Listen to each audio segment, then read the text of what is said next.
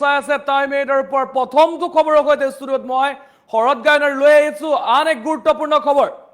উৎকট গৰমৰ বাবে এতিয়া সমগ্ৰ ৰাজ্যৰ হাহাকাৰ পৰিৱেশৰ সৃষ্টি হৈছে আৰু তাৰ মাজতে বিদ্যালয়সমূহলৈ আহি পৰিছে আন এক গুৰুত্বপূৰ্ণ নিৰ্দেশনা বিদ্যালয়সমূহলৈ উৎকট গৰমৰ বাবে পাঠদানৰ সময়সীমা সালসলনি কৰা হৈছে আৰু বহুসমূহ গুৰুত্বপূৰ্ণ নিৰ্দেশনা প্ৰদান কৰা হৈছে কিয়নো উৎকট গৰমৰ কাৰণে এতিয়া বিদ্যালয়লৈ ছাত্ৰ ছাত্ৰীসকল যাব পৰা নাই আৰু যাৰ কাৰণে বিদ্যালয়ৰ সময়সূচী সলনি কৰা হৈছে সমান্তৰালকৈ যদি কওঁ বিদ্যালয়ৰ যি পাঠদানৰ লগত কিছুমান নিয়মাৱলী নতুনকৈ ধাৰ্য কৰা হৈছে আমি এই মুহূৰ্তত জনাই আছো সেই খবৰ আমি জনাবলৈ চেষ্টা কৰিছো ফুল প্লেটৰ মাধ্যমত উৎকট গৰমৰ বাবে শ্ৰীভূমি বিদ্যালয়ত পাঠদানৰ সময়সূচী সলনি সকলো বেচৰকাৰী চৰকাৰী প্ৰাদেশিকৃত বিদ্যালয়ৰ সময়সূচী সলনি কৰা হৈছে আৰু 17 আগষ্টৰ পৰা বলবৎ হ'ব পাঠদানৰ নতুন সময়সূচী প্ৰাথমিক বিদ্যালয়ৰ পাঠদানৰ সময় পুৱা 7:30 বজাৰ পৰা 11:30 বজালৈ মাধ্যমিক বিদ্যালয়ৰ পাঠদানৰ সময় পুৱা 7:30 বজাৰ পৰা 12 বজালৈ আৰু হাই স্কুল এণ্ড ছিনিয়ৰ ছেকেণ্ডাৰী শ্ৰেণীৰ পাঠদানৰ সময় পুৱা 7:30 বজাৰ পৰা 12:30 বজালৈ আৰু সমান্তৰালকৈ জাৰি কৰা হৈছে বহুকেইটা গুৰুত্বপূৰ্ণ নিৰ্দেশনা সেই নিৰ্দেশনাসমূহ হৈছে ৰ'দত প্ৰাৰ্থনা সভা কৰিব নোৱাৰিব শ্ৰেণী কোঠাৰ ভিতৰত বা ছাঁ থকা ঠাইতে পাতিব লাগিব প্ৰাৰ্থনা সভা সমান্তৰালকৈ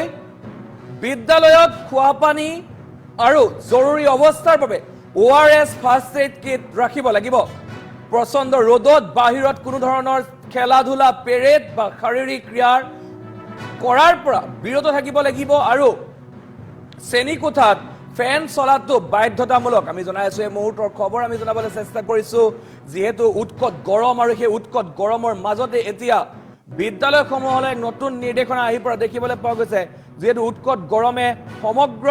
ৰাজ্যত এতিয়া হাহাকাৰ পৰিৱেশৰ সৃষ্টি কৰিছে আৰু তাৰ বাবে এতিয়া বিদ্যালয়সমূহৰ পাঠদানৰ সময়সূচী সলনি কৰা দেখিবলৈ পোৱা গৈছে শ্ৰীভূমি বিদ্যালয়সমূহৰ পাঠদানৰ সময়সূচী সলনি কৰিছে যিহেতু এই বিদ্যালয়সমূহত যিহেতু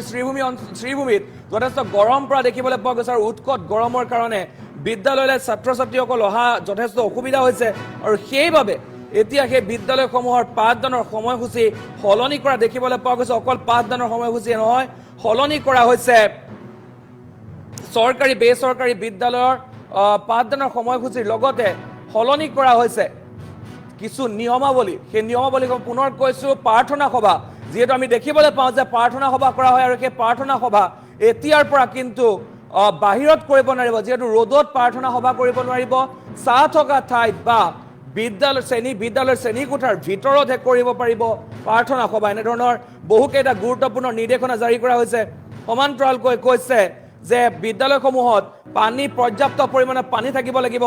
বাহিৰত খেলা ধূলা কৰিবলৈ যাব নোৱাৰিব এই মুহূৰ্তত আমি ডাঙৰ খবৰ জনাবলৈ চেষ্টা কৰিছো ৰাজ্যজুৰি উৎকট গৰমৰ বাবে হাহাকাৰ পৰিস্থিতিৰ সৃষ্টি হৈছে 17 আগষ্টৰ পৰা নতুন নিয়ম বলবৎ হ'ব শ্ৰীভূমি জিলাৰ বিদ্যালয়সমূহত যিহেতু সেই বিদ্যালয়সমূহে তাত বহু যথেষ্ট গৰম পৰা দেখিবলৈ পোৱা গৈছে অকল শ্ৰীভূমিতে নহয় ৰাজ্যৰ আন প্ৰান্তত যদিও গৰম পৰিছে সেইসমূহ প্ৰান্তত এতিয়ালৈকে কোনো ধৰণৰ নিয়মাৱলী আহি পৰা নাই কিন্তু তাৰ মাজতে শ্ৰীভূমি জিলাত আহি পৰিছে সেইসমূহ নিয়মাৱলী যিহেতু প্ৰাথমিক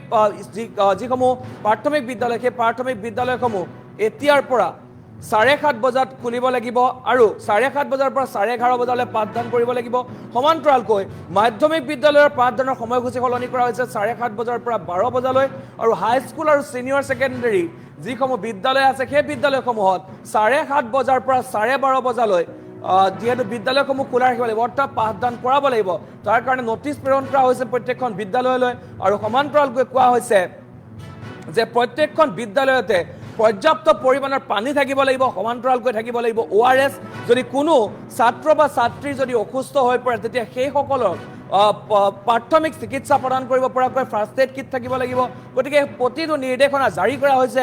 আৰু লগতে কৈছে যে খেলা ধূলা বা এইসমূহ বাহিৰত কৰাব নোৱাৰিব প্ৰতিটো শ্ৰেণী কোঠাতে ফেন চলিব লাগিব ফেন চলাটো বাধ্যতামূলক এনেধৰণৰ বিভিন্ন ধৰণৰ গুৰুত্বপূৰ্ণ নিৰ্দেশনা জাৰি কৰা দেখিবলৈ পোৱা গৈছে আমি জনাইছো এই মুহূৰ্তৰ এই খবৰ আমি জনাবলৈ চেষ্টা কৰিছো উৎকট গৰমৰ মাজতে এতিয়া বিদ্যালয়সমূহলৈ আহিছে গুৰুত্বপূৰ্ণ নিৰ্দেশনা শ্ৰীভূমিৰ বিদ্যালয়লৈ আহিছে এই গুৰুত্বপূৰ্ণ নিৰ্দেশনা যিহেতু উৎকট গৰমৰ বাবে হাহাকাৰ পৰিৱেশৰ সৃষ্টি হৈছে কণ কণ ছাত্ৰ ছাত্ৰীসকল বিদ্যালয়লৈ যাব পৰা নাই বিদ্যালয়লৈ যোৱা যথেষ্ট অসুবিধাৰ সন্মুখীন হৈছে আৰু তাৰ কাৰণে এতিয়া শ্ৰীভূমি জিলাৰ চৰকাৰী প্ৰাদেশিকৃত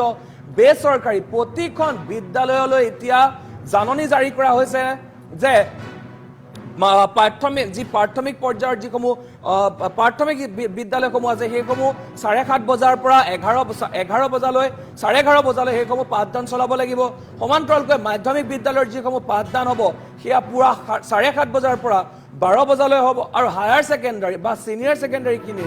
7:30 বজাৰ পৰা 12:30 বজালৈ অৰ্থাৎ সেইসমূহৰ কাৰণে 5 ঘণ্টা পাঠদানৰ সময়সূচী নিৰ্ধাৰণ কৰা হৈছে আৰু সমান্তৰালকৈ কৈছে যে বাহিৰত যিসমূহ প্ৰাৰ্থনা সভা হওক বা যি পেৰেড বা অন্য কোনো কাৰ্যকলাপ সেয়া বাহিৰত কোনো ধৰণৰ কৰাব নোৱাৰিব শ্ৰেণীকোঠাৰ ভিতৰত কৰাব লাগিব বাহিৰত তেনেধৰণে ছাত্ৰ ছাত্ৰীসকলক লৈ যাব নোৱাৰিব এনেধৰণৰ মন্তব্য এনেধৰণে নথিপত্ৰ এনেধৰণে জাননী প্ৰেৰণ কৰা দেখিবলৈ পোৱা গৈছে আমি জনাই আছো এই মুহূৰ্তৰ এই খবৰ আমি জনাবলৈ চেষ্টা কৰিছোঁ ৰাজ্যজুৰি এতিয়া উৎকট গৰমৰ বাবে হাহাকাৰ অৱস্থাৰ সৃষ্টি হৈছে আৰু গৰমৰ বাবে